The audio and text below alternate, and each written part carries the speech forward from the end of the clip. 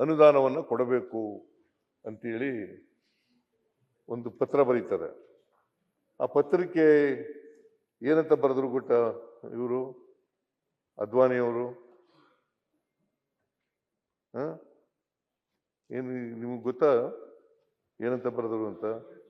ಇದನ್ನು ಮಾಡಕ್ಕಾಗಲ್ಲ, ಮಾಡಿದ್ರೆ ಬೇರೆ ರಾಜ್ಯಗಳವರು ಕೇಳ್ತಾರೆ, ಅದಕ್ಕೋಸ್ಕರ ಮಾಡಕ್ ಸಾಧ್ಯ ಇಲ್ಲ ಅಂತೇಳಿ ರಿಜೆಕ್ಟ್ ಮಾಡ್ಬಿಟ್ಟು. ಯಾರು ಮಾಡದ್ದು? ಬಿಜೆಪಿಯ ವಾಜಪೇಯಿ ಅವರು ಪ್ರಧಾನಮಂತ್ರಿ ಆಗಿದ್ದಾಗ ಉಪ ಪ್ರಧಾನಿಗಳಾಗಿದ್ದಂತ ಅದ್ವಾನಿಯವರು ಬರೆದಿದ್ದರು. ಆಮೇಲೆ ಮಲ್ಲಿಕಾರ್ಜುನ ಖರ್ಗೆ ಅವರು ಅವರ ಒತ್ತಾಯದ ಮೇಲೆ ಸೋನಿಯಾ ಗಾಂಧಿ ಅವರಿಗೆ ಒತ್ತಾಯ ಮಾಡಿ ಮನಮೋಹನ್ ಸಿಂಗ್ ಅವರು ಪ್ರಧಾನಮಂತ್ರಿ ಆಗಿರುವಾಗ 371J ಯಾವ ತಿಂಗಳಾಯ್ತು, ಯಾವ ವರ್ಷದಲ್ಲಾಯ್ತು? 6/11/2013. 6/11/2013.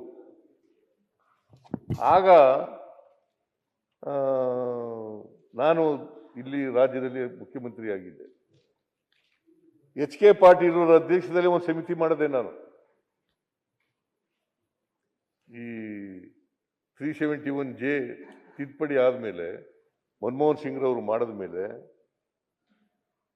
ಇದನ್ನು ಮಾಡಿದೆ. ಅವರು ಒಂದು ವರದಿ ಕೊಟ್ಟರು, 70% ಹೈದರಾಬಾದ್ ಕರ್ನಾಟಕದಲ್ಲಿ ಮೀಸಲಾತಿ ಕೊಡಬೇಕು, ಉಳಿದ ರಾಜ್ಯದಲ್ಲೆಲ್ಲ 8% ಮೀಸಲಾತಿ ಕೊಡಬೇಕು ಅಂತ ವರದಿ ಕೊಟ್ಟರು. ಯಥಾವತ್ತಾಗಿ ಜಾರಿ ಮಾಡಿದೆ ಒಪ್ಕೊಂಡು. ಏನ್ರಿ HK ಪಾಟೀಲ್ ರೇ? ಕರ್ನಾಟಕ ಏರಿಯಾದಲ್ಲಿರ್ತಕ್ಕಂಥ 85% ಡಿ ಗ್ರೂಪ್ ಇದರಲ್ಲಿ 85% ಹೈದರಾಬಾದ್ ಕರ್ನಾಟಕ ಏರಿಯಾದಲ್ಲೇ ಮೀಸಲಾತಿ ಕೊಡಬೇಕು. ಅಲ್ಲದೆ 8% ಇತರೆಲ್ಲ ರಾಜ್ಯದಲ್ಲಿ ನಾವು ಎಂಟೈರ್ ಸ್ಟೇಟ್ ರಾಜ್ಯದಲ್ಲಿ ಪೂರ್ಣವಾಗಿ 8% ಹೈದರಾಬಾದ್ ಕರ್ನಾಟಕ ಏರಿಯಾ, ಕಲ್ಯಾಣ ಕರ್ನಾಟಕ ಏರಿಯಾದವ್ರಿಗೆ ರಿಸರ್ವೇಷನ್ ಕೊಡಬೇಕು. ಅಂದರೆ ಅದರ ಉದ್ದೇಶ ಅಂದರೆ ಇವನ್ ಇನ್ Mysuru there will be reservations for Hyderabad Karnataka. In Bangalore there will be reservations for Hyderabad Karnataka. In Mangalore there will be reservation for Hyderabad Karnataka. ಒಟ್ಟು ನ್ಯಾಯವನ್ನು ಒದಗಿಸೋದ್ರಲ್ಲಿ ಒಂದು ಅತ್ಯಂತ ಮಹತ್ವದ ನಿರ್ಣಯ ತೆಗೆದುಕೊಳ್ಳೋದ್ರೊಳಗೆ ಮಾನ್ಯ ಮುಖ್ಯಮಂತ್ರಿಗಳು ಯಶಸ್ವಿ ಆದರು. ಆಮೇಲೆ ಈ ರೀತಿಯಾಗಿರ್ತಕ್ಕಂಥ ಯಾವುದಾದ್ರೂ ಕ್ರಮ ಆಗಿದ್ದರೆ ಅದು ಸಿದ್ದರಾಮಯ್ಯನವರ ಸರ್ಕಾರದಲ್ಲಿ ಆಗಿರ್ತಕ್ಕಂಥದ್ದು. ತಾವು ಹೇಳಿದ್ರಿ ಸರ್, ಈ ಒಂದು ಕೆಲಸ ಪ್ರಮೋಷನ್ ನಲ್ಲಿ ಬಹಳ ತೊಂದರೆ ಆಗ್ತಾ ಇದೆ ಸರ್. ದಯಮಾಡಿ ಈ ಭಾಗದವರಿಗೆ ತಮ್ಮ ನೇತೃತ್ವದಲ್ಲಿ ಒಂದು ಮೀಟಿಂಗ್ ಕಂಡಕ್ಟ್ ಮಾಡಿ ಅದನ್ನ ಕ್ಲಿಯರ್ ಮಾಡೋದಕ್ಕೆ ಆಮೇಲೆ ಕರ್ನಾಟಕ ಭಾಗದವರು ಬಹಳ ತೊಂದರೆ ಆಗ್ತಾ ಇದೆ ಸರ್. ಕೋರ್ಟ್ ಅಲ್ಲಿ ಕೇಸ್ ಇರೋದ್ರಿಂದ ಯಾರಿಗೂ ಪ್ರಮೋಷನ್ ಸಿಗ್ತಾ ಇಲ್ಲ. ಔಟ್ಸೈಡ್ ಹೈದರಾಬಾದ್ ಕರ್ನಾಟಕದವರಿಗೆ ಬೇಗ ಪ್ರಮೋಷನ್ ಆಗ್ತಾ ಇದೆ, ಹೈದರಾಬಾದ್ ಕರ್ನಾಟಕದವರಿಗೆ ಆಗ್ತಾ ಇಲ್ಲ. ಯಾರಿಗೂ ದಯಮಾಡಿ ಅದನ್ನ ಆ ಮೀಟಿಂಗ್ ಕರೆದು ಅದ್ ಏನ್ ತೊಂದರೆ ಇದೆ ಆ ಕೋರ್ಟ್ ಅಲ್ಲಿ ಸಾಲ್ವ್ ಮಾಡಂತ ಕೆಲಸ ಮಾಡ್ಬೇಕು ಸರ್. ಸಭಾಧ್ಯಕ್ಷರೇ, ಅದಕ್ಕೋಸ್ಕರ ಒಂದು ಚರ್ಚೆನೂ ಕೂಡ ಇದೆ.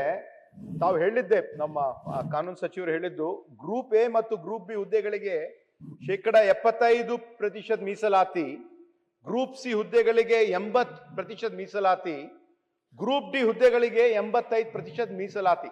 ಅದಲ್ಲದೆ ಕಲ್ಯಾಣ ಕರ್ನಾಟಕದ ಭಾಗದ ಜನರಿಗೆ ಇಡೀ ರಾಜ್ಯದಲ್ಲಿ ಅವ್ರು ಹೇಳಿದ್ದೆ 8% ಅದು ಅನುಕೂಲ ಆಗ್ತದೆ. ಅದಲ್ಲದೆ ಬೇರೆ ಬೇರೆ ಎಜುಕೇಶನ್ ಅಲ್ಲಿ ಸುಮಾರು 51,606 ವಿದ್ಯಾರ್ಥಿನಿಗೆ ಬೇರೆ ಬೇರೆ ಇದರಲ್ಲಿ ಅನುಕೂಲ ಆಗಿದೆ.